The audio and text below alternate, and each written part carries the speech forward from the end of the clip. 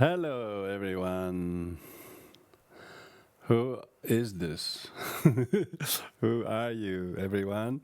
Welcome to all the regulars. Thank you for your consistent and regular attendance, which actually makes, of course, this transmission doubly cause of many inspiration. And also welcome to all of the others who are happen to be just tuning in for the first time. I will do a short prayer during which you can put your mind in some positive frame of mind about something good. Often our mind is not in the right space, either in intention or the subject we are thinking about are not so useful, or even what those which we need to think about, our intention is often selfish or short-sighted or like that. So as I do the prayer, I try to develop some mental restitution of clarity, which in Buddhism we call refuge. We do the prayer to become safe in our thoughts, and particularly before doing teachings, it's very, very important. The intention of the teacher giving the teaching is done totally for the benefit of others. If his little effort can be of any use, and that is the only purpose. It's not trying to teach somebody, not trying to preach somebody, not try to do anything, but simply using the very teachings that are there from 2,600 years ago. None of the present and contemporary people who appears to be teaching, they're not teaching anything. They're just the spokesperson of the teaching that came all the way from the enlightened one. So therefore, our intention ought to be for the benefit of others, and that's why we do these prayers to help us to reflect our mind, to start up the machine, so to speak, in a very good, make sure the oil's changed, make sure everything's there, so that it actually have the necessary parts that it needs. So with this, I'm going to do the prayer. So join me in whichever way you can do. Buddha Dharma Vasanga Hajere Vyede Lajeme Bhaveche Hajeve Handala Hajare Vadavajebes Henda Buddha Dharma Vasanga Hajere Vyede Lajeme Bhaveche Hajeve Handala Hajare Vadavajebes Sanje Jadai Zoje Janamala Chanjo Barado Dane Yazuje Daige Jan Zoje Bezanamanje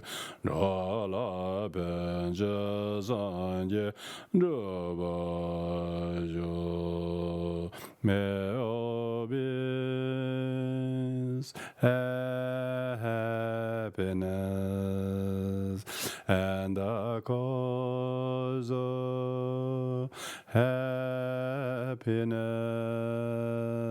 may they be free from suffering, and the cause of suffering, may they never part from the happiness that knows no suffering, may they drive equanimity, free from judgment and aversion to those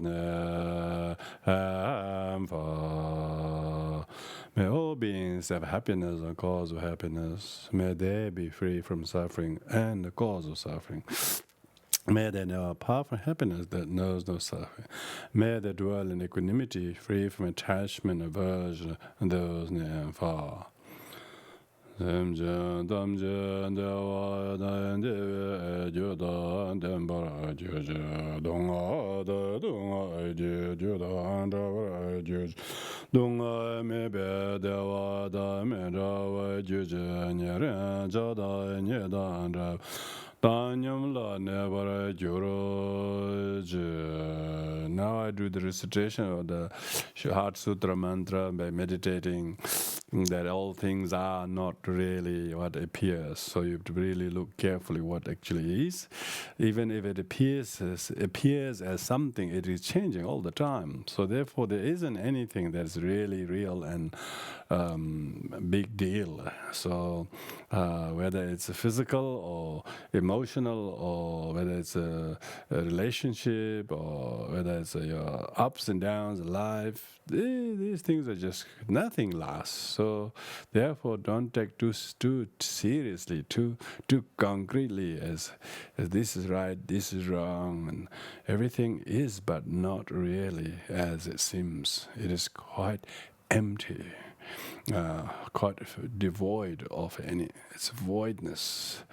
The main thing is that it doesn't really matter. Just regain your consciousness. Do not become too attached to one or aversive to another, and don't become ignorant of the harm of both of these two. And that is the meditation, essence of this meditation.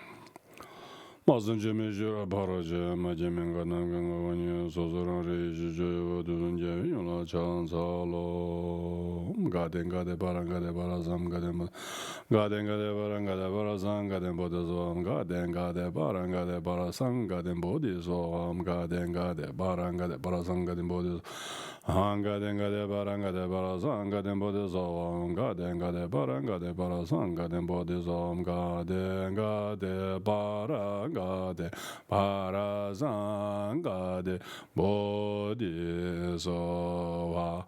It means homage,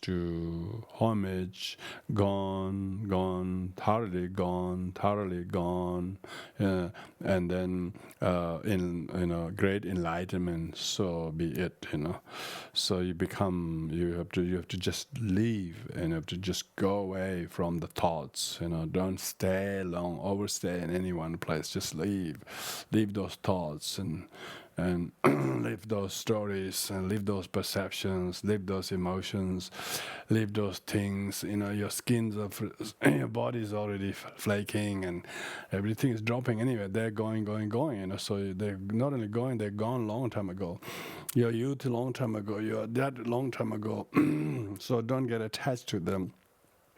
As a result of that, you'll be able to let go and then make small progresses to traverse your journey to a degree of becoming light and bright and free of those obscurations. So that's the really meaning of the mantra. Gaden gade barangade barasangade bodhisattva gaden gade barangade barasangade bodhisattva gaden gade barasangade bodhisattva namo lama Jando Zonjila Jando Jila Jando Gidana Jando Imjima Jiraji Parada Jamala Chenamla Jando Dodone Waladen Daja Dembe Cinda Drivaji Starangela Baji Jinji Imjima Jiraji Parada Jima Samila Zekadan Jiva Dodone Waladen Dangodan Jiva Damba Jiva Banjamin Division Papa Conjus Gaideme Dadani Jan Doboji Mewaji Jiva Raude Jiva Jiva Namala Mala Jando Zanjila Jando Jala Jando Gidana Imjima Jiraji Parada Jamala Jando Jano Jando Dodone Daja Gedeme Cinda Drivaji Stangala Ambojin Imjima Jiraji Parada Jima Zanjila Zekadan Jiva Dodone Waladen Dudin Lazobajan Dobatajin Dagi Imjima Parada Jima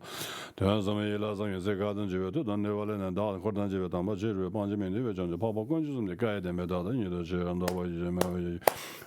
Jivaji Namala Mala Janzala Zanjala Janzala Jala Janzala Gandila Janzala Imjima Jiraji Parada Jamala Janzala Tianala Chansa to the Nevolet and Daja get them at the bridges, the Ngala by Jim, Jimajira, the Garden to the Nevolet, and do the General Sovachan over the Dagam, Jimajira, Jibara, the Jimatana, some Elas, and the Garden to the Nevel, and Dakota, Tamajir, Panjim, and David Papa Gunjus, and the guy then be Dadanya, the chair, and over Jimavij, Shiva, around the Shivanjo, Dadanjo, and Navadan teaching him, and Joanna, Jimjanam.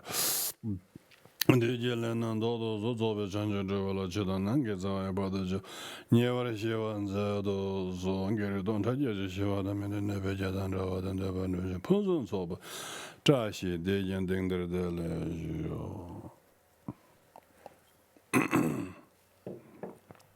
So, welcome everyone. Thank you for paying your attention very consistently and having the deep, keen interest to it.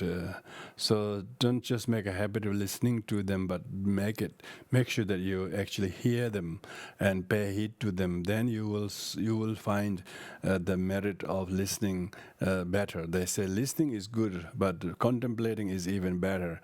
And then meditating on them, and then doing something what you learned in your everyday life situations, greatly beneficial.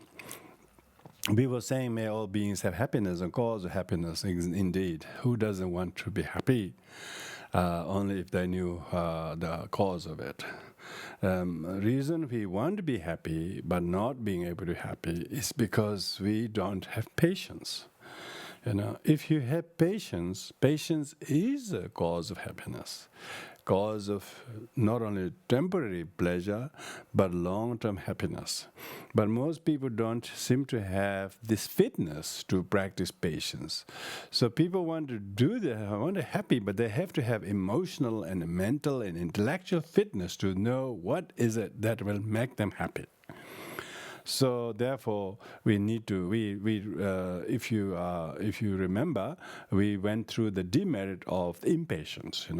The cause of most people's misery is not someone else, or something else, or the world, or even pandemic, or not because you couldn't go out, or not because you can't travel, and so I'm sure they have put some stress on some aspect of people's life, whether it's business or income or freedom or whatever. But the real cause of your misery is your own inability to understand and accept them.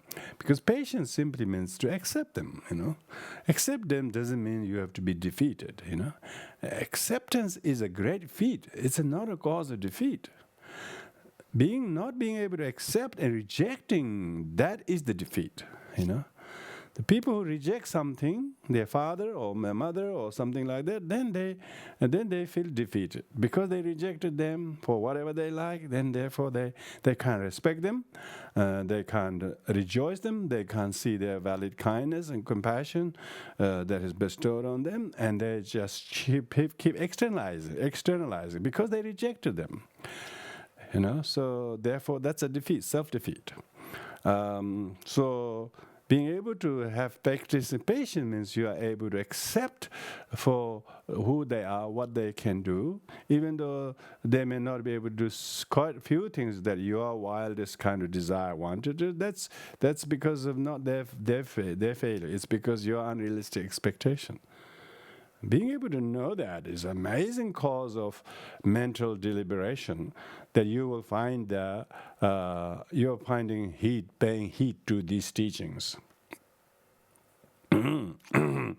Last week we talked about how Shantideva, the author of this text called Bodhisattva's Way of Life.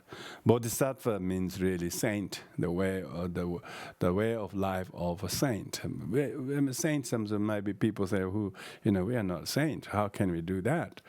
But what is Bodhisattva means? Those who believe in humanity, yeah, who believe in humanity. And therefore wanted to do whatever they can for the benefit of others. And majority of people they just want to look after their own well-being. And most people's misery in their life all have come from their selfishness.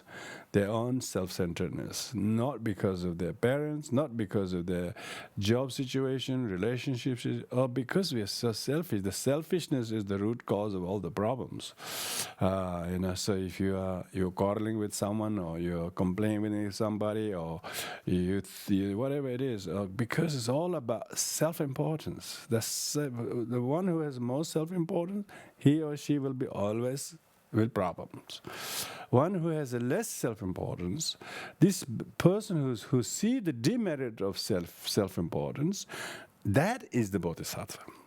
Bodhisattva doesn't mean that you have to be some spiritually realized person with 100 arms or things like that. It means that one has to be fully armed with the right frame of mind to know that self-importance is the worst enemy that one need to recognize and defeat. That is the Bodhisattva's way of life, one who recognizes that. That's why, in this context, then we will understand what Shantideva is talking all about. So we are going through this. We're not very much left. We haven't got much left to go with this chapter, so we got still today and another lesson. So we'll be finishing this chapter next week, and also because we don't have many verses left, so I will go a little bit slowly tonight. And where we left last week was talking about how the suitability of what we called the veneration of the people and sentient beings from the point of view of the result that we gain. Because if the Buddha taught, that if we revere the Buddha, and Buddha taught us to practice kindness and compassion and be patient with sentient beings.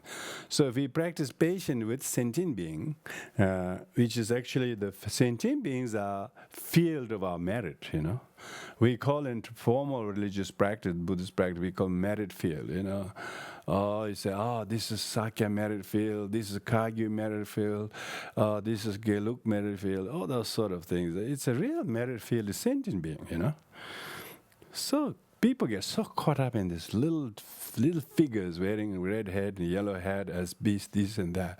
They don't realize real merit field is sentient beings, Only by being able to work with the fellow sentient beings, only by working with sentient beings, we have a merit.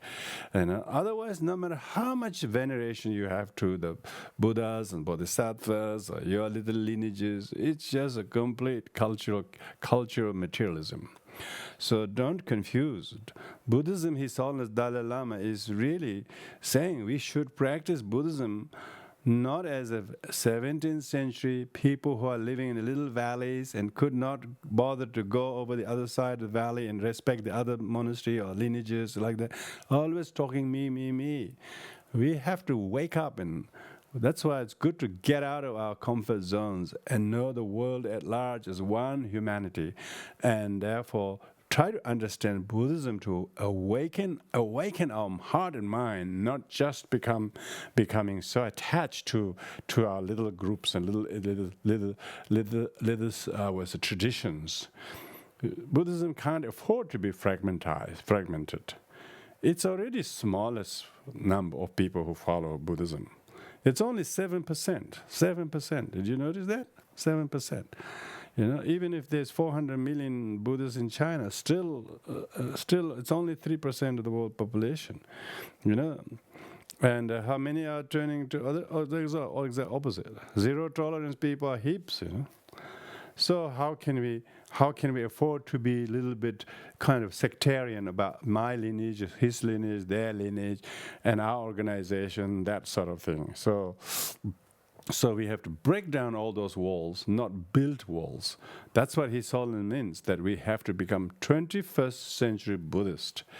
So that's why we have to really understand. The whole idea is try to see the demerit of self-importance, my lineage importance, my guru importance, my tradition importance. Where is your tradition? That is nothing to do with Buddha. Every lineage goes all the way to the Buddha. There's no lineages. They are, if the youngest lineage is student of the one before that, and one before that, and so on and so forth. So therefore, one need to understand the danger of self-importance, and that's what the Nagarjuna says. First, we become attached to the notion of I, and then we all the mistakes stems from there. So, if the teaching of Shantideva is not addressing that, what kind of patient is that?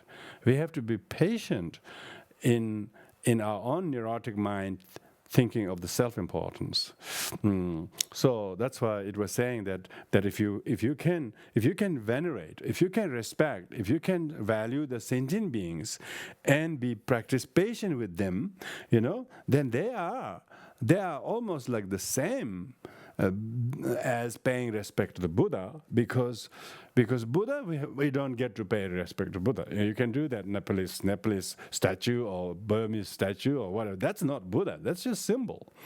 Bow down to Buddha may look culturally correct and so on, but it does, Some people say, that's not our Buddha, Like Burmese would say their Buddha should be particular way, and they don't walk past the Buddhas of maybe other tradition, or if Tibetan does the same thing. See, they are all culture Buddhist. Culture Buddhist, like Tibetans, only about head color of the hat. They also put hat on their Indian teacher who never wore those hats, like all the Nalanda Panditas, Indian teachers put the hat put by Tibetans. The Indian teacher wouldn't wear those hats in hot India. There's no relevance of hat. And then talk about yellow head and red head, and then thing is we are this, they are that. That kind of so compartmentalized. That's not Buddhism. That's not Buddhism of even 18th century, let alone 21st century. So that's why we have to be patient. We have to be patient to work with each other and see all of ourselves, and then embrace the Dharma from one and only lineage. That's a Buddha lineage, and so it's not important to become so groupies. Of course, you rely on your local sangha. And wherever you other sangha, you should go there, visit them, be as another friend, and then you're open. Then you're really growing. Otherwise, you're becoming another closed-mindedness. There's a lot of that kind of because people don't really hear the Dharma to become open-minded. It says we have to respect sentient beings. If we respect sentient beings, then they are the means of us winning enlightenment. They are the cause of us generating bodhicitta, or loving kindness, compassion, and patience. Without sentient beings, who can you practice patience to? You don't bang your head on the wall and then try to practice patience. So if you have some difficult people in your life, they are the very, they are the very merit field. They are the merit field. And often they are within your life, within your own life, the inner circle of your life. Some people say sister or brother or whatever, or husband or ex-husband or wife or whatever, whoever that it is, And even someone you're relatively in good terms now, but you should better the good terms. You just say, we are very friendly, everything's fine. Much more than that. Even you have no argument with somebody, how can you still see them as a cause of your growth, so that where you behave towards them and where you speak to them and speak about them, they can be elevated to the real kind of realm of meritorious realm, in the presence of whom you can practice. Because in the shrine and in the temples, people can be very religious and so on, but we want 21st century Buddhists. He always says we don't want a big kind of ostentatious temples where there's no real people that are kind and tolerant and compassionate. That's why he always says we want people to be kind to each other. That's 21st century. The world is too small to be divided by any kind of divisions. We should try to understand that. So therefore, this particular chapter on patience is such a relevant thing. So if we stopped last week at the verse number 116, I think, 116. Now tonight we're going to go over from the 17 to 117, suitably venerating from the point of view of good qualities. So that we're going to address that topic next two verses. It says that, yet if a tiny part of that great merit were found to be contained in certain beings' hearts, so this is talking about the Buddha nature type of quality. There are, if you notice the small quality of the great merit, if say whatever they are, but if you find yourself being exposed to them, maybe you get inspired sometimes, but sometimes you lose the inspiration, you lose the faith in them, you thought they were great, but they're not great, because when you discover they're not great, they're not as disciplined as they are, they're not as generous as they are, they're not as good as they think they pretend. As soon as you discover that, they become even more meritorious for you to practice patience with them. But when you're in a good terms, you don't have to practice patience. So to practice patience, you need to see how much of their situation incite your own impatience. Were to be found contained in a certain being's heart, the three worlds made in offering to them would be too slight, a very little thing. So meaning that if you were to see the meritorious qualities of them being an object, by virtue of them being the object, if you can practice something meritorious, like patience, if you practice patience with someone who's difficult for whatever reason, he says the merit, the merit of these things would be far too greater.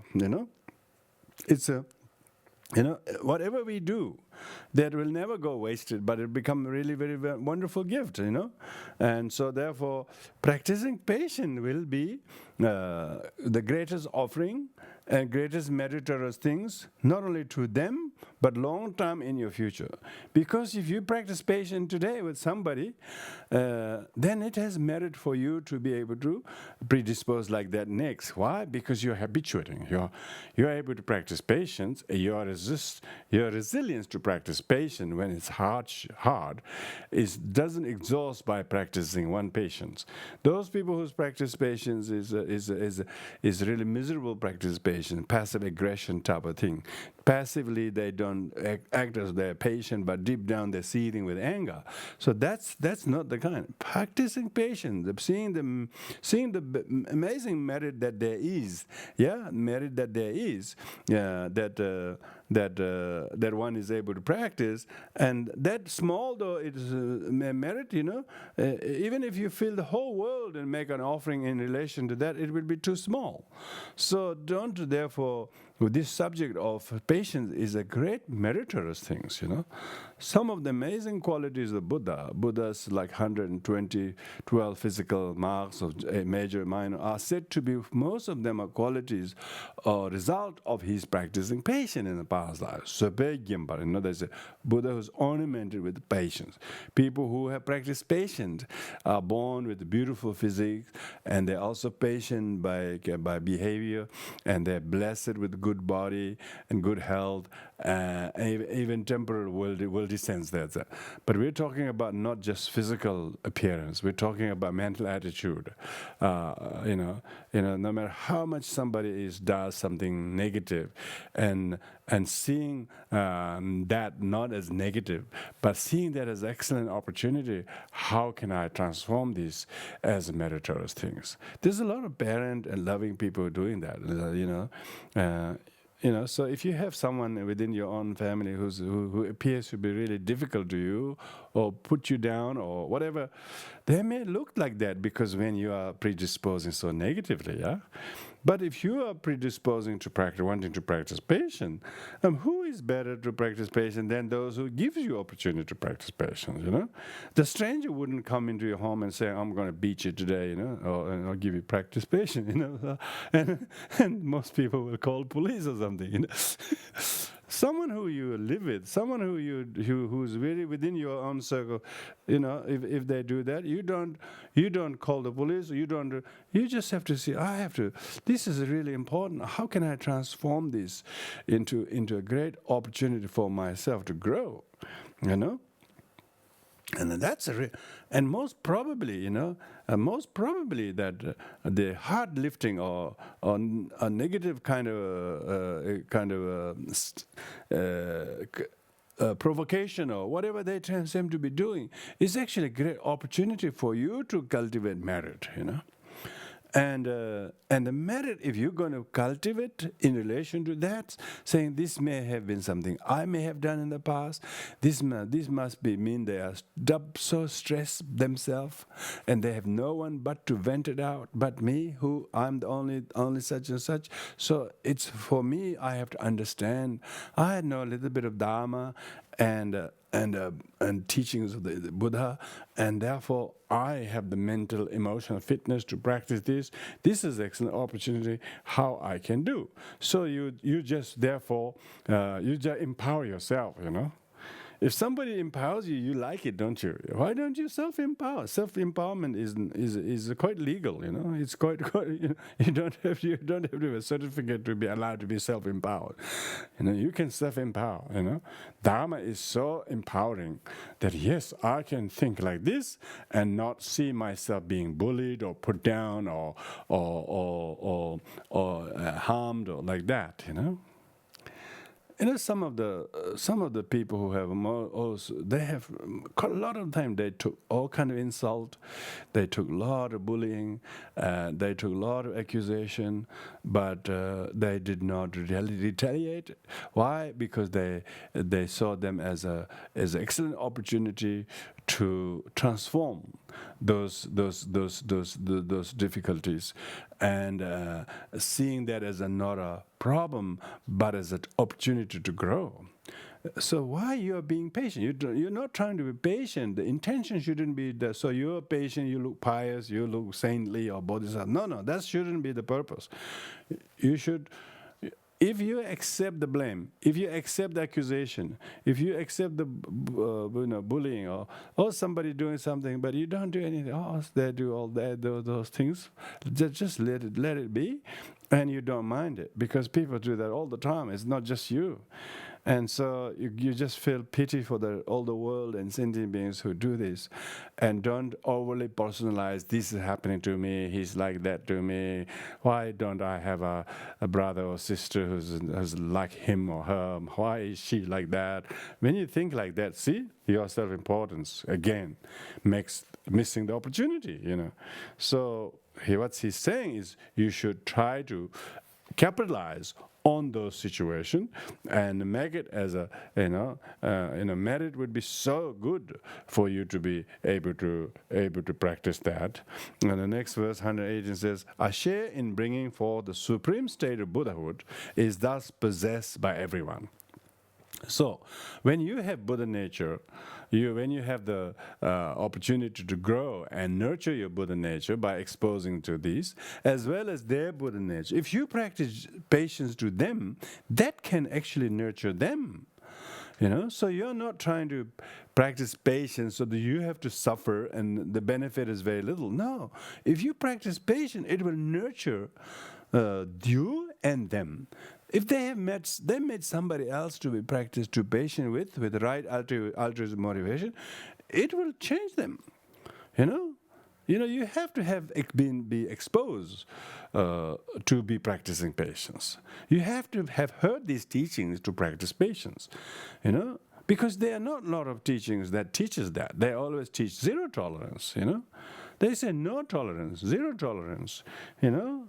if I don't correct him, if I don't yell it out, he will harm another person. That kind of idealism, people have that. Of course, we don't want them to be harming, but we want more than that. If I don't practice patience now, he will still feel aggressive to everyone. If I practice patience now, temporarily, even though it seems like I'm not correcting the mistake, staying idle and let that go, that kind of thing, people think that I didn't do anything about it. No, you're doing much more than that. It may look on the surface, on that reason, it may look like, but your reason shouldn't be that you're not just letting it, ignoring that and not doing anything. That's not the case. You're doing much more than it appears when you practice patience. When you're practicing patience, what you're trying to do is you're trying to bring the good in them that doesn't get incited, that didn't get inspired or stimulated. But if you practice patience, they will really remember. One day they remember, oh, I was so like that, but yet he didn't retaliate. They may think at the moment, they think they're right, they're proving, they think, oh, yeah, I'm doing nothing, I'm guilty or something like that. They may but in the long run, it will never do that. It will help them to inform and reform them to notice, wow, and I was so rude to him at then, but yet he did not retaliate or shouldn't do things. Then they will see, oh, he was kind, he would practice patience with me, and then you can see how they're nurturing the other person. So it's not, purpose isn't about who you try to prove that you're right and they're wrong. That's not the case. You try to do that to support them, to bring the good in out of them so that you don't tit for tat type of thing. You don't retaliate because they were rude or something. So one of the main bodhisattvas, the way of life, is that if someone criticizes, don't criticize. Someone try to talk about your flaws, you don't talk about their flaws. If they talk about your flaw, it's good because you often can't find your own flaw by your own mind. So it's good somebody tells you. When you don't know that you got some black spot in under your cheek or something, you have to look in the mirror to help to see and then clean like that. They're just helping you to find out. So you should be thankful. When you do that, that's exactly, then you are getting rid of the self-importance. You're thinking of the importance of the other person's concerns and worries and anxiety. How can we scale it down by gentleness and tenderness and kindness? So these demonstrate the reason why they are the proper object of my reverence. Yeah, the reason why we have to be patient with them is that they are the proper object. You can't do that with a rock. You can't do with inanimate object. You can't do that with a stranger saying, "Can you do this so that I can practice patience?" You want to practice patience, but you don't get an opportunity because most people are so civilized they wouldn't do anything. But those people who you live with, those who are people who are right in front in your life every day, they will show the signs of their humanness and so on. Then at that time, if you practice patience, that demonstrates the reason, that they are the proper. They're born as such and such as your mother or brother or sister or whatever for a reason. It's so that you can mature and nurture your growth through that. It was very hard for you when you're so self-important. But as soon as you drop the self-importance here, you can always go and get it back later if you really love it. But you just put the self-importance on the side and put the importance of how you can work with them as a proper object of your kindness and tolerance. If you don't have an object that will train your kindness and tolerance. So once you have heard the Buddha, once you really understood the Dharma, where you join hands and we really believe in it, oh, we are Buddhists, all that, counting malas and doing prayers, all of that should be translated into when somebody is really, really difficult. This is the most proper, appropriate object that I should practice with reverence. You should feel grateful. They are the benefactors. They are making you to practice patience only by them doing that difficult work. So therefore, not many people are willing to do that kind of job. And so therefore, you see that, I must have strong past karma, that I myself are partially responsible to bring myself to this situation. So I must learn to grow up in this situation. That's why they are the proper object of my reverence. Meaning, you should see them as a one who's a benefactor of your humanity, your tolerance. So tolerance doesn't mean that you ignore the problem. Tolerance is ignore the root cause of the problem. People say zero tolerance, and if you practice tolerance, he would do that to somebody. That kind of pathetic kind of a lot of people have done that. They say if we don't retaliate, he will do that. Then he retaliate back. Then both people get, all the wars are fought on the basis of that. How? So otherwise, everybody who fought the war and they all got beneficiaries. They got all victories. Why do we get all war veterans? Why we have all the people who went to war are completely damaged and totally destroyed? Because like that. Of course, that's quite an extreme example and a kind of, but we need to look at a kind of individual level. How can we learn to be practicing nonviolence and tolerance with some very close people who are difficult to you? So when you get the need to practice patience, then you're really hearing these teachings. Otherwise, people don't. So next is there are 4 sections to please sentient beings by recalling the Buddha's kindness.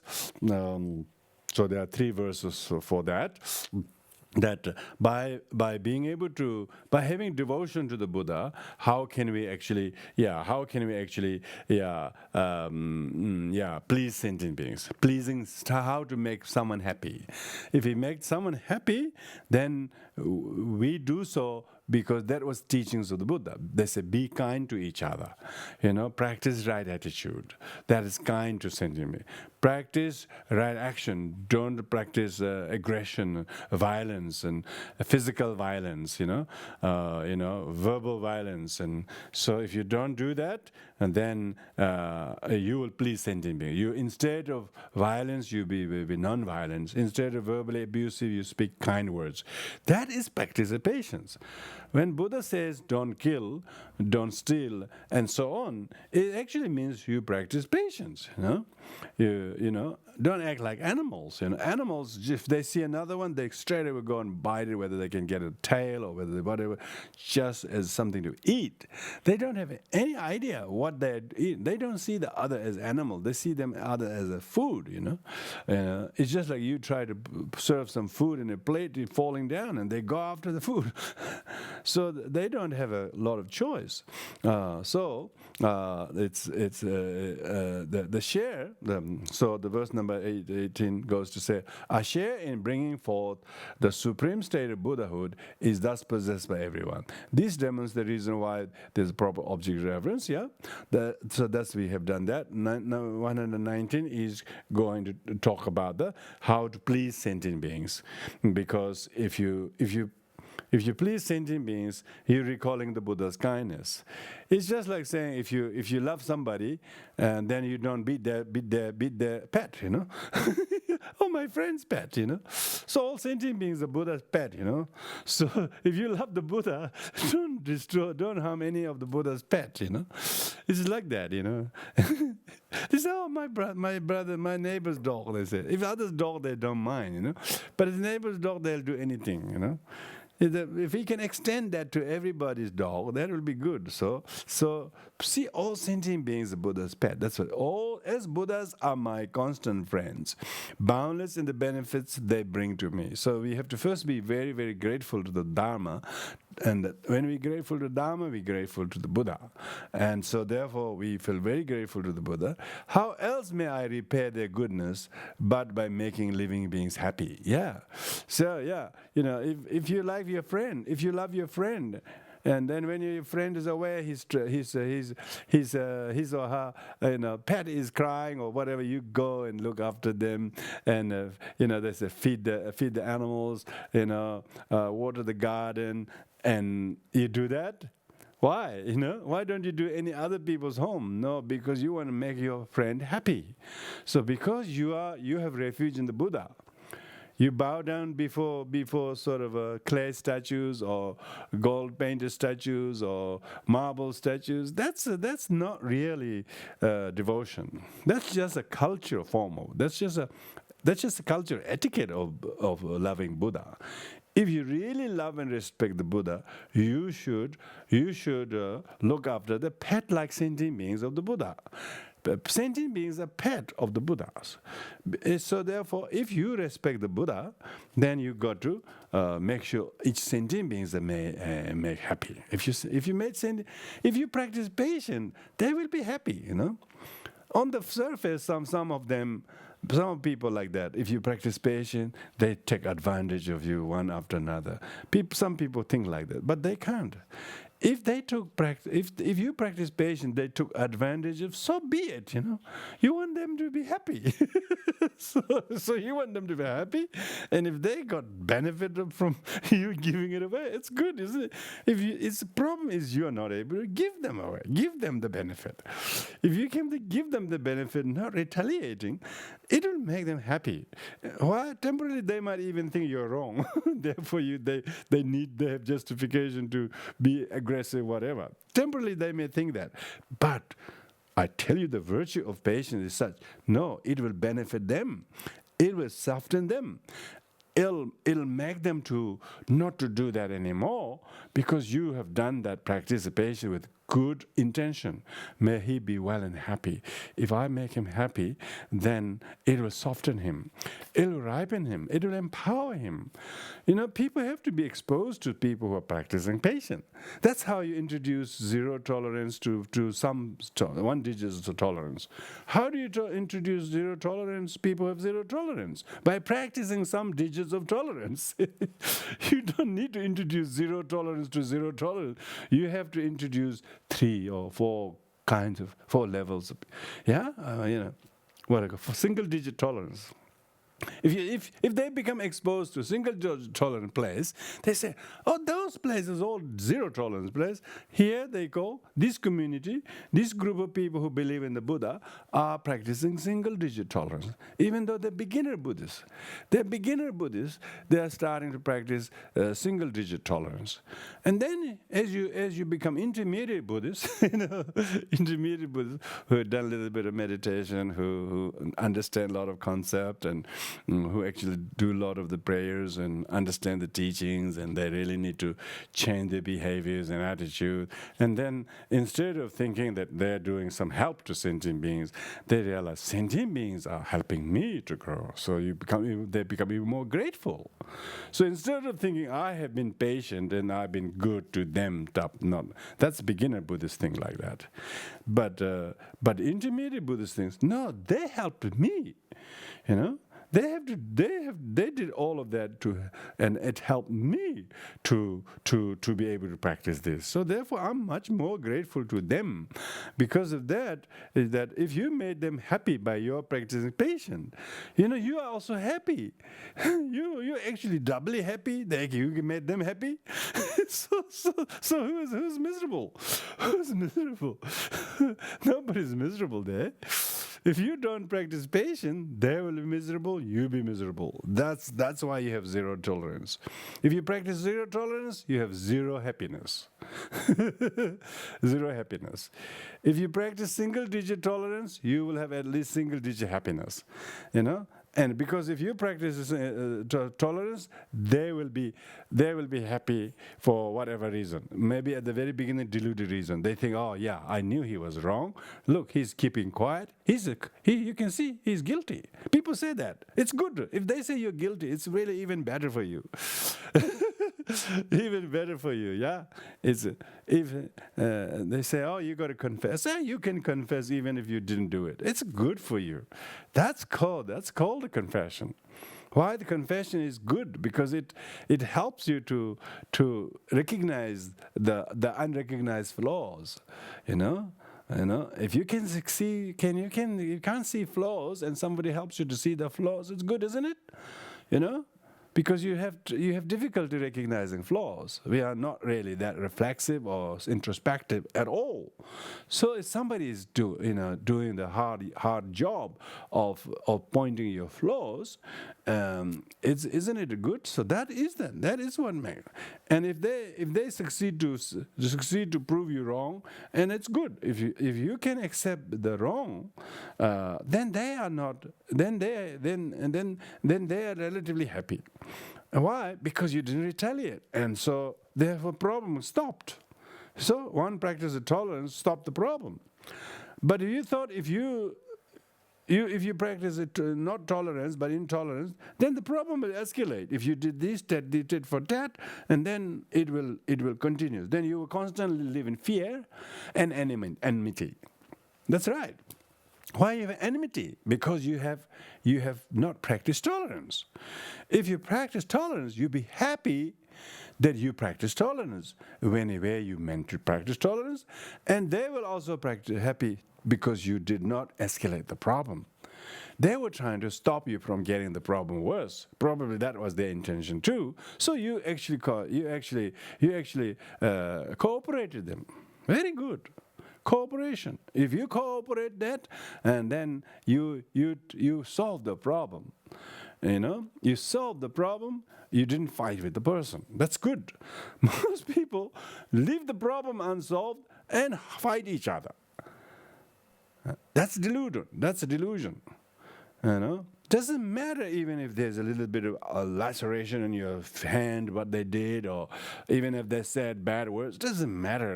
You have seen those words all over the place in the books. It didn't hurt you. So why you somebody saying bad words to you should hurt you?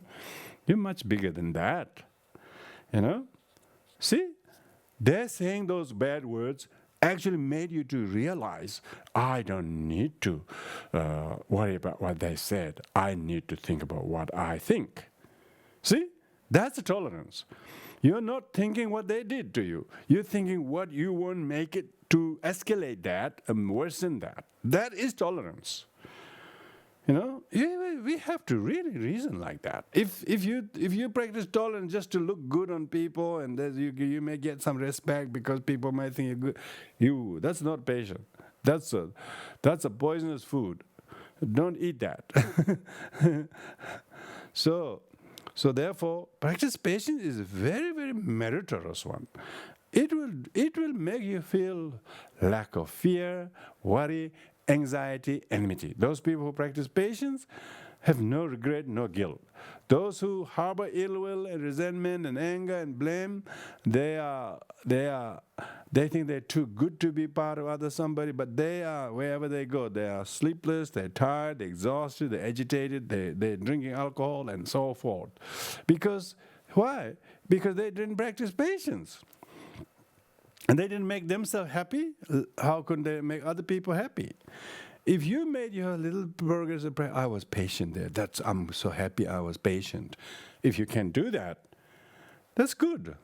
So if somebody is always asking unto you to do something, and it's too much, and we can call them like a nuisance or bit of abuse or just like that. Just.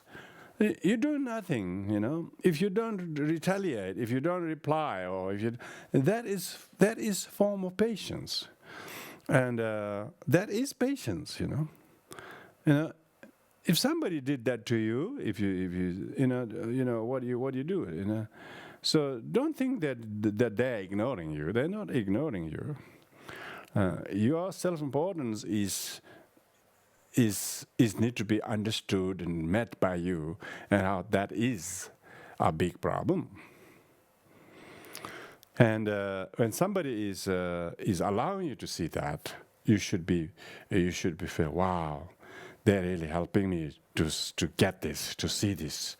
And if you practice this, they will be happy, and then you be happy that they become happy because you didn't retaliate. And then others, if there's onlooker, even third person will be happy. Oh, you were so patient. And as a result of that, everybody is benefited because everybody is practicing Dharma because they respect the Buddha. Not because Buddha said was right and you don't believe in them, but you have seen how so true it is to see the virtue of practicing, to see the virtue of the practicing patient. By helping beings, we repay the ones. Yeah, if you practice patience, you are actually repaying them. The patient that they deserve, who gave themselves for us and plunge into the hells.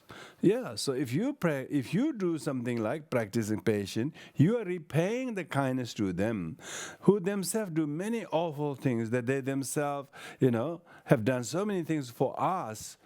Maybe your mother, your sister, your uncle did so many things. They were doing so angrily. They were defending you on your sake. They were so angry. They yelled, they screamed, they hurt people, they quarreled with people. See, they themselves have plunged into hell-like situation many times for us. And now you don't want to practice patience with them? You also want to join them in the hell? Is that your choice? See, the question is that whether you wanted to see how much they suffered. So someone in your life is very, very aggressive and negative and so on. That's an excellent opportunity to see, oh, she is in her worst situation.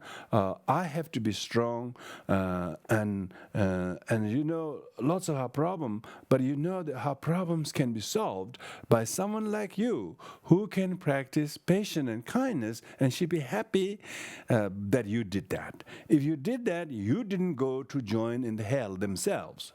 See? Otherwise, they have been angry so many times. If they've been doing that so many times, which you yourself know, you can see they haven't have a clue. They haven't got Dharma. They don't know Buddha. They don't know the teachings of any spiritual teaching, let alone practicing them. And they are just completely lost in the materialistic world and totally with the conflicting emotions. They're wrapped in the conflicting emotions. And they're just barking at the wrong tree at you, but their main problem is their own destructive emotions. Think like that. So you can see they are really falling. They're miserable, and when somebody is miserable, you should develop compassion. And someone who is miserable, you have to practice patience. Should beings therefore do great harm to me? Say if someone is, you can say someone is accusing you, blaming you, or thinking it's all your fault, or saying bad things against you, or about you, or the people, whether they're fact or fiction, doesn't matter. Buddha had those people. Everyone who is a little bit successful, people do that. People do all sorts of things like that. So you should feel pity instead of feeling hurt. They cannot harm you. They can, should beings therefore do great harm to me, I will try to bring them only benefit. Amazing. Yeah, because they're going through hell. You can tell, you can see it. The eyes are open, but they're closed. The mouth are just saying words that they should never have said. After a while, they realize, I wish I didn't say that. So they're not with their senses. Their physical body is very, very aggressive. They use harsh languages. They haven't got their mind in their hand. So they're completely out of control. They're intoxicated. They're not safe to drive. They should not be allowed to drive. If they drive, you don't get in the car. That's simple. It's just like that. So you you just have to understand them, how lost they are due to their own alcoholic drink of anger, alcoholic drink of jealousy, alcoholic drink of afflictions, whatever the afflictions. So it doesn't mean that the dog barks at you means it's your fault, That's why you say barking at the wrong tree. Yeah. They're barking at the wrong tree, but don't tell them I'm the wrong tree. Then you'll be barking at another wrong tree. So there's two barkers, both are barking at the wrong tree, neither of them recognizing their individual anger. If we can recognize, I have to contain my anger, and containing and restraining my anger is patience, then you wouldn't have enmity to them. So you wouldn't go to hell with them, will you? I mean, the hell is bad enough. One sentient being is already in hell, and you don't need another one to plunge into it. So not doing that, I will strive to bring them only benefit, you know. Wow, strive means you have to put effort. You have to practice right effort. If you don't have any right habit to practice patience, you put the effort to practice it. It's not called zero tolerance. In Buddhism, we have 4 types of right effort. You know, try to practice that you lack. That's the first practice. Try to maintain and sustain and promote that you're already practicing. So if it's zero tolerance, you practice single-digit tolerance. If you have single-digit tolerance, try to make it double. That is Buddhist practice. Right effort, called right effort. If you're impatient and negative, react like impatient, you try to restrain that. You put right effort to restrain your bad habit. You know, if you have zero tolerance, try to get rid of the impatience in you, and try to introduce how to practice prayer. If they become exposed to you, who is practicing patience, unlike others who are all believer in the zero tolerance, if you practice patience, see, they will say, oh, it's possible. I was so rude at him, but yet he didn't do it. He cares about me. He really saved me from going bad to worse because he didn't retaliate. When in their good state of the mind, in the afternoon or morning, or when they're not so drunk, they will say, I was so rude to him, but yet he didn't do that to me at all. Then they regain consciousness. Then you will discover the loving brother, loving sister, that they really lost themselves to some neurosis, poor thing. And they have good heart. They will regain their consciousness. And if we can practice, we can help strive to bring the benefit to them. Then they say, oh, my brother was so patient. He wasn't like this weeks ago, but all of a sudden now he's so patient. You know, I heard he was doing meditation, or he was reading a good book or something. Oh, I know he goes every Tuesday somewhere, but somehow he's now so beautiful. Why? You strive to bring them benefit, you know, because she or he or your sibling or somebody, you have so much unfinished karma from past life. So you got to get rid of those in this life. Think like that. It's really good, you know. This is not about believing. You know, this is just not about believing in something. You got to test. You got to examine whether you're just making yourself full or whether you're really doing some growing, you know. Just to think about these, just to be able to think and believe these is such a exhilaratingly, stimulatingly, so thought-provoking. I mean, that's why this poem written in 7th century in a little place in India got noticed by all those students from Tibet or China. They went to India, they translated it. I mean, some books get written but never get translated. Why? Because there's nothing in them. Why? I checked my book, my room. I had 18 different versions of Bodhisattva's way of life. You know, this is the root text in Tibetan, and this is just the root text, and this is a translation by the Padmakara group, and so I'm using 3 of. This is the commentary by Sasangmati Penchen. I have 18 others in my room. Why? Why is people so keen to write and publish and translate and study? Because there's so much truth in them, you know. So much truth in them. People are suffering not because they have no food. They're suffering because they don't have the right frame of mind. You know? So Shantideva is teaching how to educate people, how to think, how to develop a strategy to think. Even meditation is just teaching how to develop a strategy to mind their thoughts. This thought mismanagement is what we call distracted emotions. all the conflicting emotion come from because people don't want to have a responsibility of what emotion they actually host and post, because they're not aware. They're losing their mind. And one who is losing the mind don't practice patience. What they do? They resort to aggression. They resort to retaliation. They resort to bad mouthing. They resort to incessant kind of writing, as if they're going to benefit somebody by writing their deluded thoughts. They should restrain. Be patient. Don't write everything what you come to mind. Just put your hands on the lap and meditate. Let alone sharing your deluded thoughts to anybody else. Of course, not everybody can tolerate that. Others will tolerate that. They wouldn't mind. So don't make a fool of yourself. Be patient with your own thoughts. Be patient with your own incessant, this what do you call, attention deficit problem. That why can't you just sit still and watch the 21 rounds of breath instead of writing everything what you do or saying everything what you think? Be patient with yourself, because you are a sentient being who needs to be benefited by you as a sentient being. If you're not patient with yourself, particularly when you're not seeing with anybody, you can't practice patience with people. You have to practice patience with yourself first. So sit down, put your hands on the lap, and sit upright in meditation, and then try to do the time for good 21 rounds of breath. Slowly you realize your mind is more patient with the body, or your body is really patient.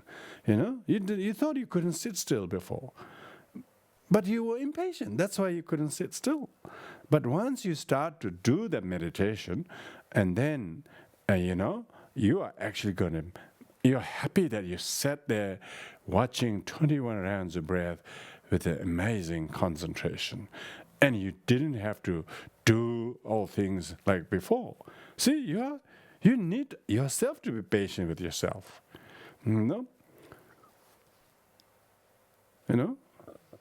What's the benefit of saying everything, writing everything that comes to our little deluded mind? If you're saying something really worthy, like what Shantideva writing, it's all about poor me stuff. Who benefit from that? What's the benefit of telling your old stories that you can't handle yourself to everyone? All those memoirs people write it's a complete waste of effort. We write, when the saint or bodhisattvas, we ask them to write their biography, they say, no, there's nothing good to share. Even though they went through tragedy, when they never would tell those things, because they don't see them as any. It's all about full of me stuff, So one has to be patient, not to get tempted to. So no, you're not making anybody happy. Are you happy when you read what you wrote? Are you happy what you told people? Is there any benefit to other people? When we hear the past life stories of the Buddha, they are all bodhisattvas' way of life, they're talking about how much sacrifice they made, how many times they practice giving, how many times they're practicing tolerance. It's all about that. And that's why we call namtar. They got biographies are thorough liberation. When you read them, you feel, wow, that's a wonderful life that he lived. It doesn't show any of the self-important stories, because they weren't. They just have made a vow, They made a vow to renounce self-importance.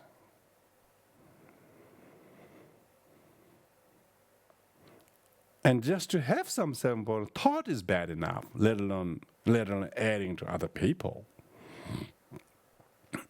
So one has to know how to exercise self-restraint. Practicing tolerance is a self-restraint.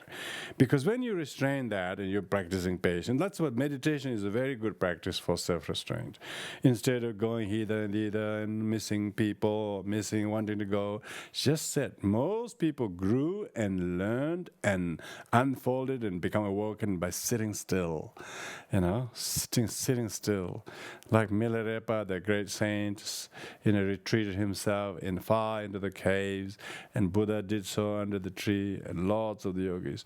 Those who are always writing lots of, 30 volumes of collected writings, I don't think they got enlightened, There may be some who were authors as well as good realized masters. Most of the practitioners, they don't have time to write all this, particularly if they wrote there's something valuable, there's something inspiring, not all about poor me, that what didn't go well in my life type of thing. That's not biography. That's not namtar. Namtar, Tibetan word namtar. Tar means liberation. Nam means thorough liberation. When people read it, they get inspired. They say, he practiced patience. He practiced tolerance. He practiced discipline. He practiced giving, even though hardships. The way you tell it, it could be very, very liberating, very inspiring. But the way you write it is not like that. Of course, it's telling you are still in a kind of seething with some resentment and anger and disappointment and dissatisfaction. If you do that, it will benefit very little, because it's all writing very impatient, all telling very impatient things. Because when Shantideva writing, this got translated so many times. This has been lived last 1400 years. Chances just go and write a decent poem that will survive even one generation. Then what we wrote, because we are all taught to read and write, and you wouldn't believe how quick writers the people are in the West. They wrote so quickly. Some of the I must share this. They say some of the Tibetan monasteries says, these foreigners come here, spend a few months asking questions, interview everybody, write everything, and then they wrote a book. They think very great about it. It's all about ego, all about themselves. It's all about that. There's my origin. They even put a signature, my original work or something. That's why I couldn't relate to some of the modern academic approach. My original work. How could your original work? You're full of 700 footnotes. They're all other people's references. You don't have any original writing. Even to sign that as my original writing is your original research for sure, but all the ideas are not yours. So to say that, have that kind of a right of a kind of knowledge, intellectual property, they call it intellectual property, is like such a dangerous idea.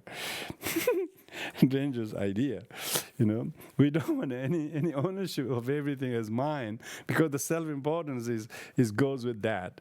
Of course, if on a kind of conventional level, there may be some things you need to look after, but just overall ownership as mine. This is very, very dangerous. One should write something that is worthy of publishing.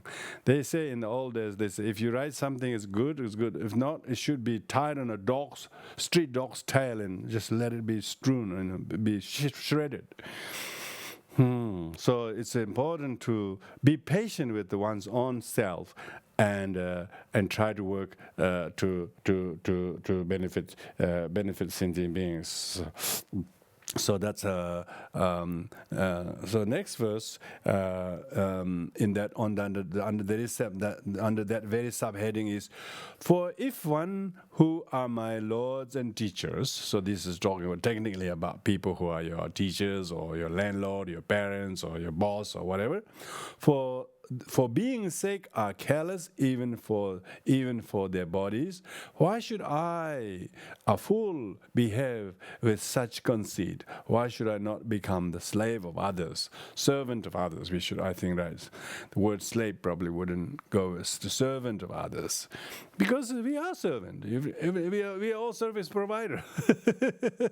So if you don't have anyone to serve, you don't have a job, because jobless. So slave maybe not quite servant of others, a servant of others, Actually, everybody is servant of others, and like we are servant of Dharma. We're servant of the Dharma, and we are servant of the Buddha. We're servant of all sentient beings. Then we are really good. Why should I not become the servant of others? Why you don't want to do things for people? They say, oh, no, I don't want to do this for you. I mean, that's ridiculous. I mean, the whole Bodhisattva's way of life is doing for the sake of others, so that you do something for the others, then your knowledge is good, your skill is good, because you did for the others. But you don't want anything to do for others. You every time what you do something is always has a value, always have a monetary value. When you do that, you are creating cause of your misery, because your misery is caused by misery itself, miserliness. So we have to be happy to serve others. Whether you are paid or not paid. In a good Tibetan Buddhist culture, all our monastics, even if you look at the Tibetan monastics, we have monastics, you can see it's a very difficult life to live, the monkhood life, completely exactly according to Vinaya, but all of them completely working round the clock without anyone having a single fixed pay. If they get little offering, that's fine. But even not, they're still doing it, Let alone the bonuses, let alone the allowances, let alone the supervision. They have so little, but they have so much joy. Why?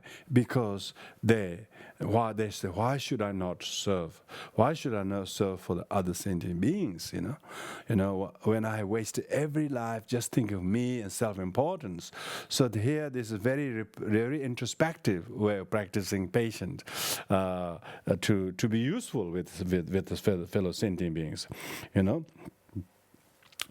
When we have parents or boss or someone who we look up, or someone, our brothers or mothers or grandmothers, or someone who we have some kind of responsibility, that is good, because they have become grandmothers and mothers or fathers or like that. Just all of this time youth was spent just to bring us up, feed us, or educate us, develop things for us. All the things we have, like everything you have, parents will leave everything for you. So they have already practiced so much. They didn't mind of what hardship their body went through.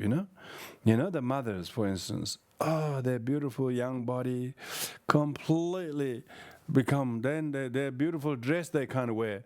They're wearing all this like a little bag. Little sacks of jute sacks they're wearing, because they can't wear any of that. Why? Their body has been completely. After giving birth, they lose all kind of things, and they not only giving birth and having you, but day in, day out, they feed you, they clothe you, they wash you. How much they suffered. They risk their body. They just basically sacrifice their body. They sacrifice the sleep. There's not just 1 night, 2 nights, 3 nights. For the whole, until you are totally independent. Why should I not be so? I'm so conceit, I'm behaving with such conceit, It's like you're trying to make you feel shame. The Bodhisattva should have shame. How can I behave like that? How can I treat this to other sentient beings? How can I, as a Bodhisattva, do this? And why should I not serve others? And not afraid that you will die or something. Not afraid that you will contract illness or something. Yeah, then this you want to protect unprotectable thing. You're gonna die anyway without any use having done anything. So you might as well die having done something useful. That's what our nurses are doing.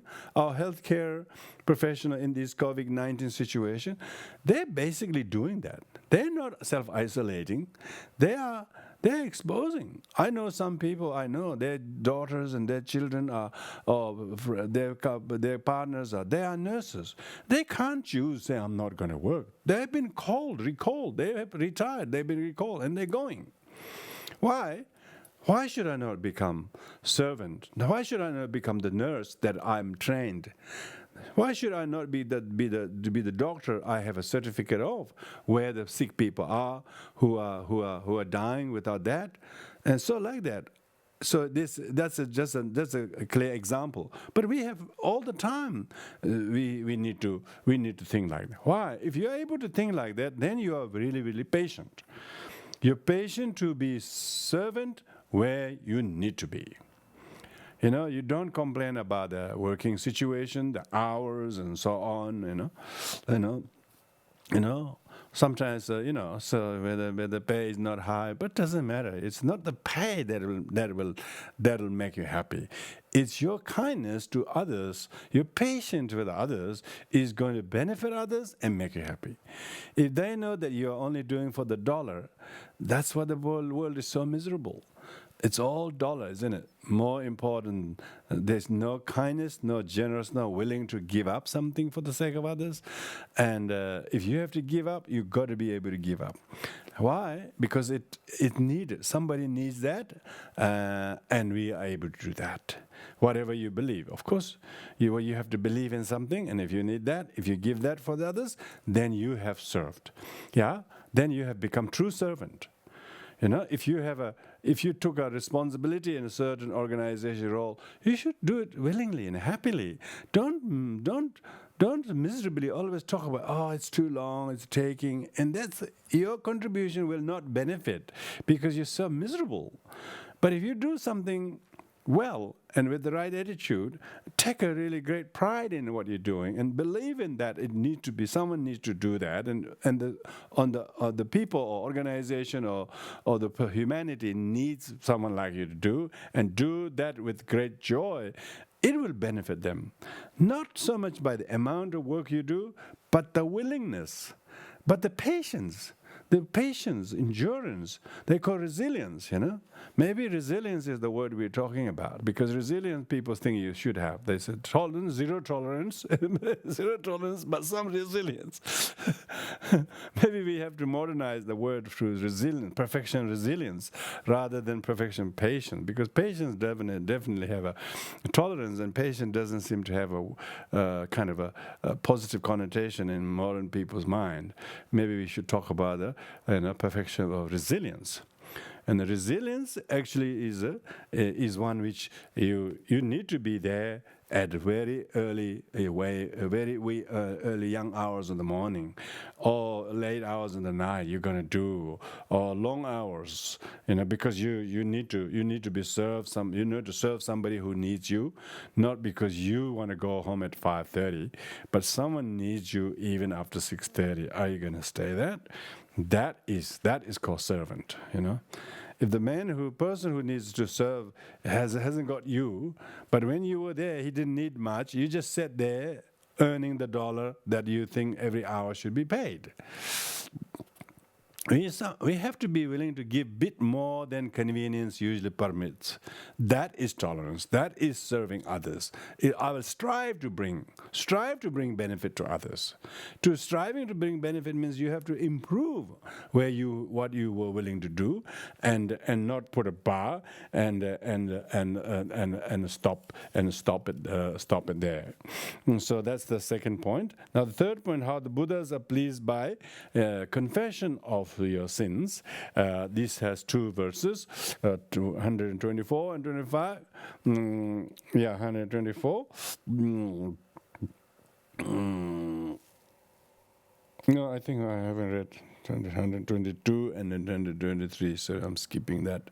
So that's two. How Buddhas are displeased when others are harmed. So if you're harming others, then that will displease the Buddhas. Even you put lot of butter lamps, you put impressive dharmas. All the Tibetan Buddhists, they're so good at doing amazing, colorful dharmas, but that's not going to please the Buddhas.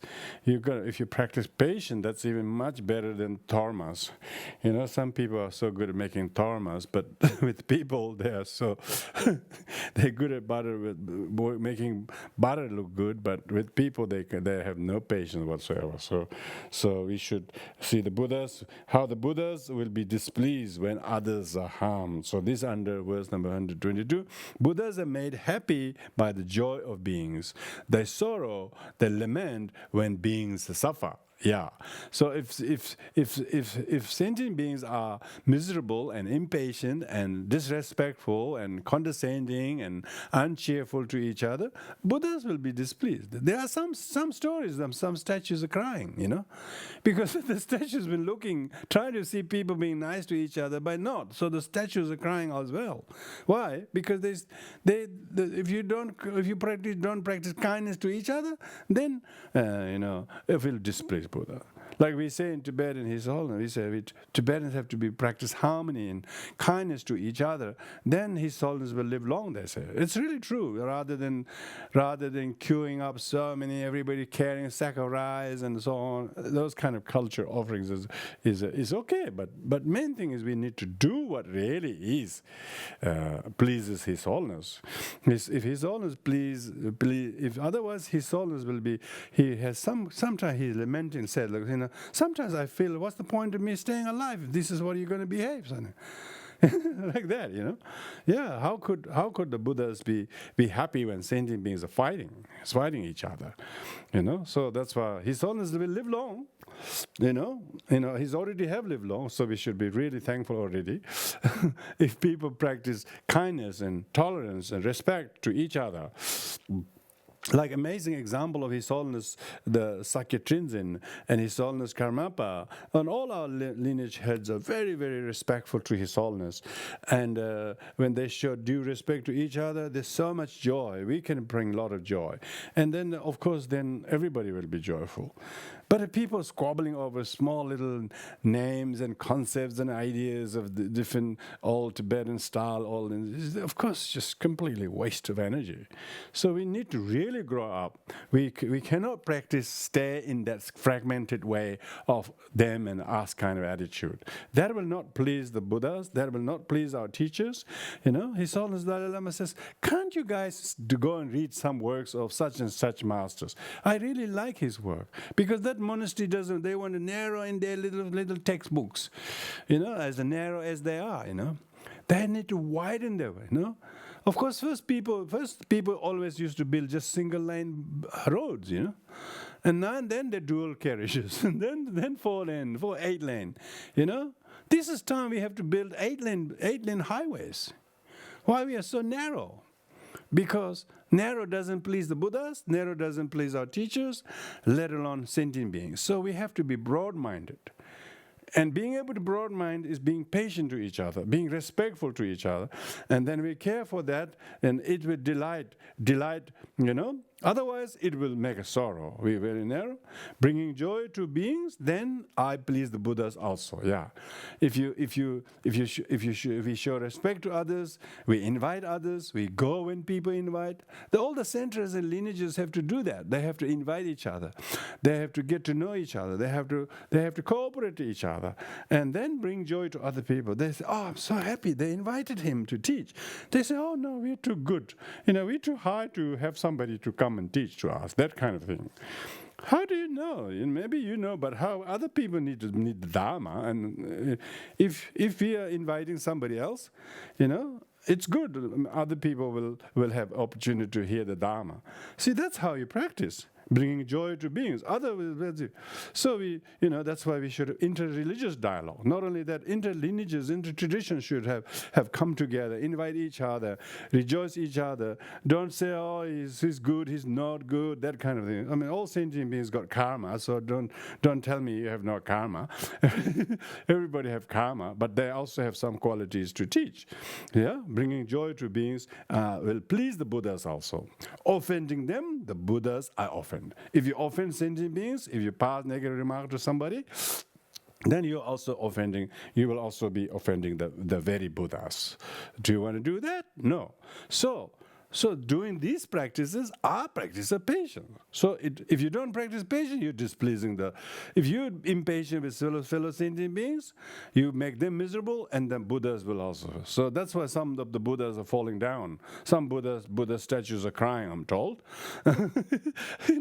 So they collapse, because people are just doing lip service Buddha ritual, They bring all kind of nice food and cakes in there. They sing long chantings, all that sort of...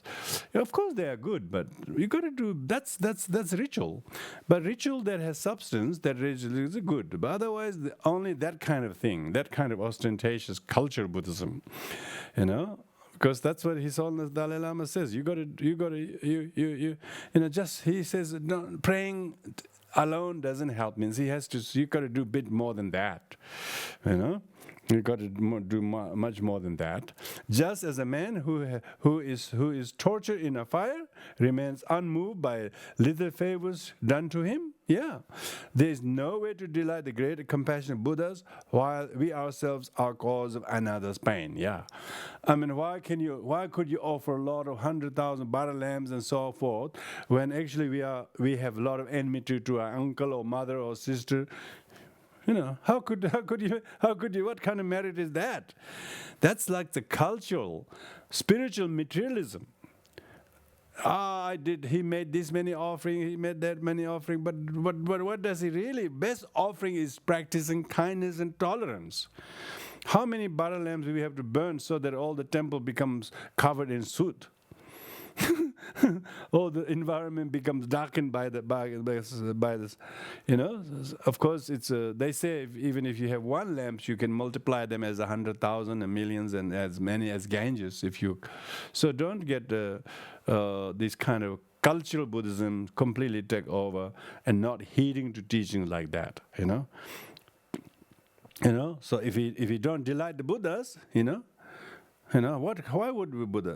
There's a lot of singing and chanting, a lot of offerings, ostentatious, piled up, looking so grand, and people always these days showing all these water bottles, putting a line and so on. It looks very good, but I don't know. I mean, of course, these are very good. You don't even have to pour the offering bowls. You just buy water bottles and just crack it open and just put in line, and 1,000 offerings of these. Looks very good, but if you are still in pain of anger and resentment and not respecting others and always thinking of self-importance, this kind of culture Buddhism, we have too much. Too much. So, it doesn't mean we should throw away the culture. We should know what is the culture for. The culture for is to keep the good, not get caught up in the form, missing the substance. So that's why, that will not delight the Buddhas, That will not delight the Buddhas. There's no way to delight the great compassionate Buddha when we are still at each other's throat, We should confess each other. We should forgive each other. That is patient. People who have patience will confess, will forgive each other, and that will delight, sort of delight Buddha. Seems like people have to believe it, but no, that will delight your neighbors, your friends. People, non-believers will also believe in the practice. Yeah, they do these things. You can see them, they're practicing patience because they are practicing patience.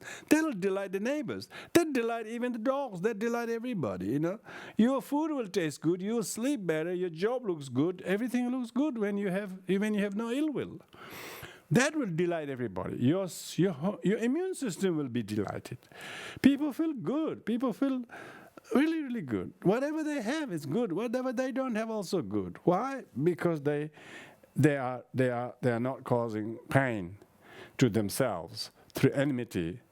That means they're practicing patience. See, patience brings peace. Peace pacifies sorrow and the cause of sorrow. So that's why it is so important to be able to understand this.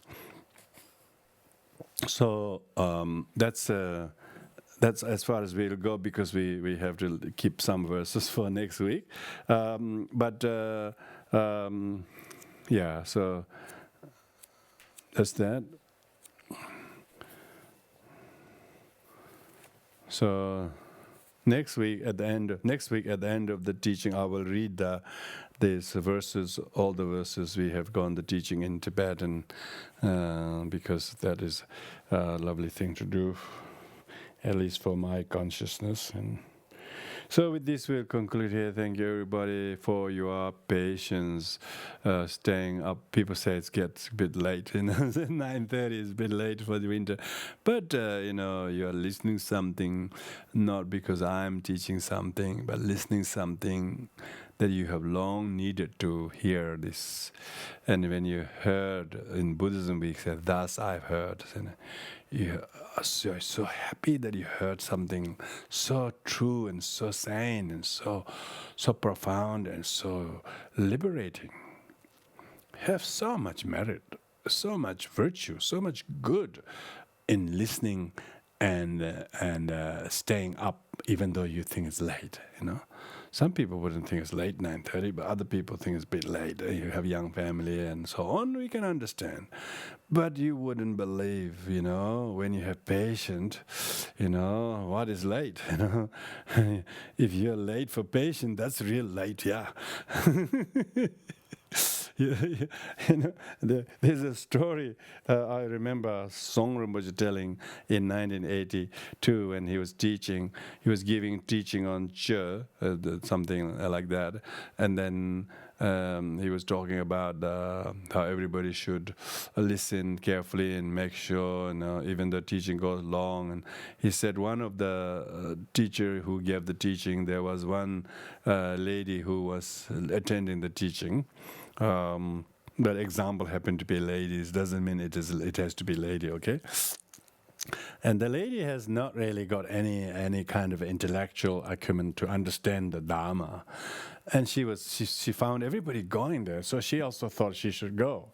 And she sat there and joined in, and the Lama is sitting on the throne and bald-headed and quite elderly. And she said, this bald-headed man, what the heck he's talking about? I got cows to milk, I got dinner to cook, it's getting dark. And she started worrying about all those things, So he was giving teachings about the motivation. When you're attending teaching, if you're thinking about all these things, then you're pot upside down, pot upside down. So she was basically pot upside down. And the Lama who was giving teaching was actually omniscient. He actually knew what the lady was thinking. He was thinking, and he said, you can never finish milking cows. You can never have enough satisfaction by milking cows.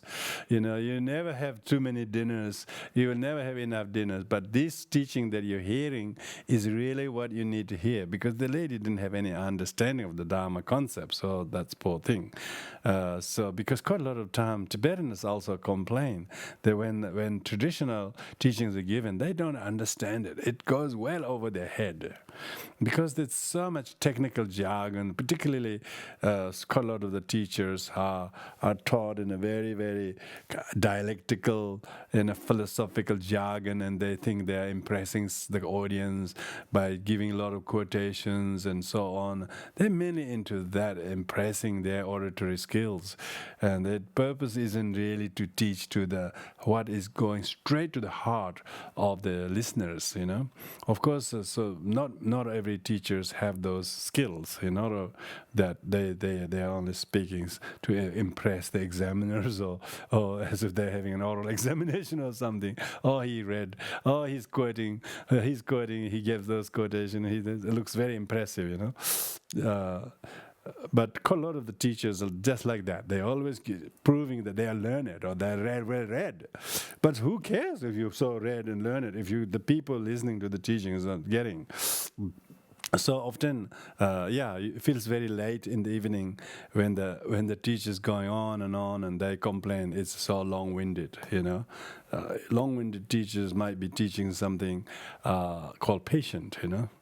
But of course, you end up not getting many students if you do. So you have to be patient to teach just at the length of time that people can take, and not keeping them too late.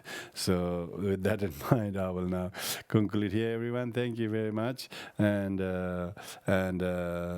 may you have a very thoughtful, mindful, and thought-provoking way of looking at things as a result of this teaching, and warm your heart and life and mind.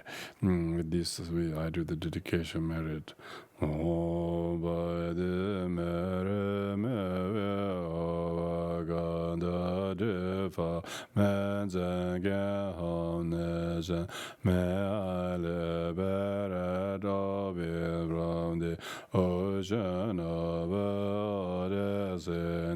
the herenda maya natije whatever merit I have me obin because levas to hold maya natije courage manju shinyu as a manda badra de life following all the example I shall get all the med excellent Bodhisattva Tabaware Nayadanza where it has been made freely without degeneration.